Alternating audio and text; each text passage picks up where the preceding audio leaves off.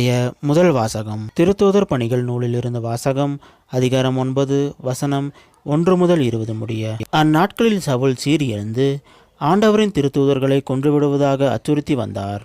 தலைமை குருவை அணுகி, இந்த புதிய நெறியை சார்ந்த ஆண் பெண் யாராயிருந்தாலும் அவர்களை கைது செய்து எருசலேமுக்கு இழுத்து கொண்டு வர தமஸ்க நகரில் உள்ள தொழுகை கூடங்களுக்கு கடிதங்களை கேட்டு வாங்கினார். இவ்வாறு அவர் புறப்பட்டு சென்று தமஸ்குவை நெருங்கிய போது திடீரென வானத்திலிருந்து தோன்றிய ஓர் ஒளி அவரை சூழ்ந்து வீசியது. அவர் தரையில் விழ, சவுலே சவுலே, ஏன் என்னை துன்புறுத்துகிறாய் என்று தம்மோடு பேசும் குரலொன்றை கேட்டார். அதற்கு அவர், ஆண்டவரே, நீர் யார் என கேட்டார். ஆண்டவர், நீ துன்புறுத்தும் இயேசு நானே. நீ எழுந்து நகருக்குள் செல்.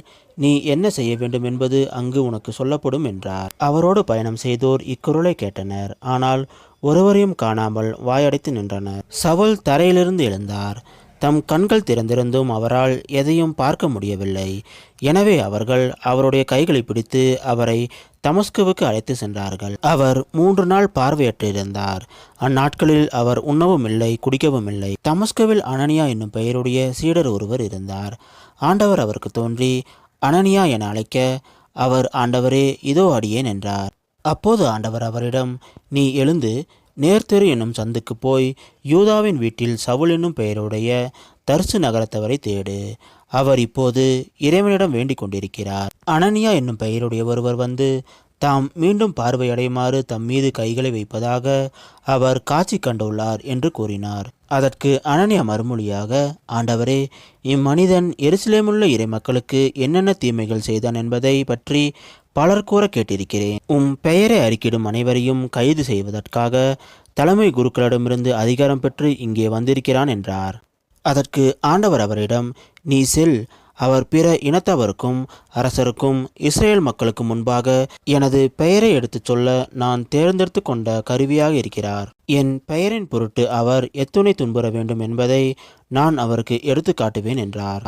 அனனியா அங்கிருந்து போய் அந்த வீட்டுக்குள் சென்று கைகளை அவர் மீது வைத்து, சகோதர சவுலே, நீர் வந்த வழியில் உமக்கு தோன்றிய ஆண்டவராகிய இயேசு நீர் மீண்டும் பார்வை அடையவும் தூய ஆவியால் ஆட்கொள்ளப்படவும் என்னை உம்மிடம் அனுப்பியுள்ளார் என்றார். உடனே அவருடைய கண்களிலிருந்து செதில்கள் போன்றவை விழவே அவர் மீண்டும் பார்வையடைந்தார்.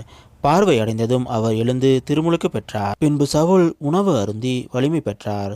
சில நாட்களாக சவுல் தமஸ்குவில் சீடர்களுடன் தங்கியிருந்தார். உடனடியாக அவர் இயேசுவே இறைமகன் என்று தொழுகை கூடங்களில் பறைசாற்ற தொடங்கினார். இது ஆண்டவர் வழங்கும் அருள்வாக்கு. இறைவா, உமக்கு நன்றி.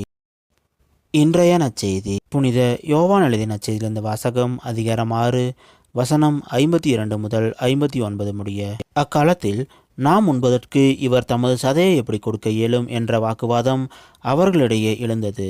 இயேசு அவர்களிடம், உறுதியாக உங்களுக்கு சொல்கிறேன், மானிட மகனுடைய சதையை உண்டு அவருடைய இரத்தத்தை குடித்தால் ஒழிய நீங்கள் வாழ்வு அடைய மாட்டீர்கள். எனது சதையை உண்டு என் இரத்தத்தை குடிப்பவர் நிலைவாழ்வை கொண்டுள்ளார்.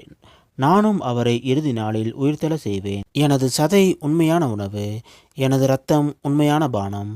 எனது சதையை உண்டு எனது இரத்தத்தை குடிப்போர் என்னோடு இணைந்திருப்பார், நானும் அவர்களோடு இணைந்திருப்பேன். வாழும் தந்தை என்னை அனுப்பினார், நானும் அவரால் வாழ்கிறேன். அதுபோல் என்னை உண்போரும் என்னால் வாழ்வர். உண்பவரை என்றும் வாழச் செய்யும் உணவு விண்ணகத்திலிருந்து இறங்கி வந்த இந்த உணவே.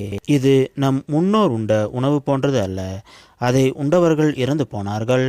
இவ்வுணவை உண்போர் என்றும் வாழ்வர். இயேசு கப்பர்நாகமில் உள்ள தொழுகை கூடத்தில் இவ்வாறு கற்பித்தார். இது கிறிஸ்து வழங்கும் நற்செய்தி.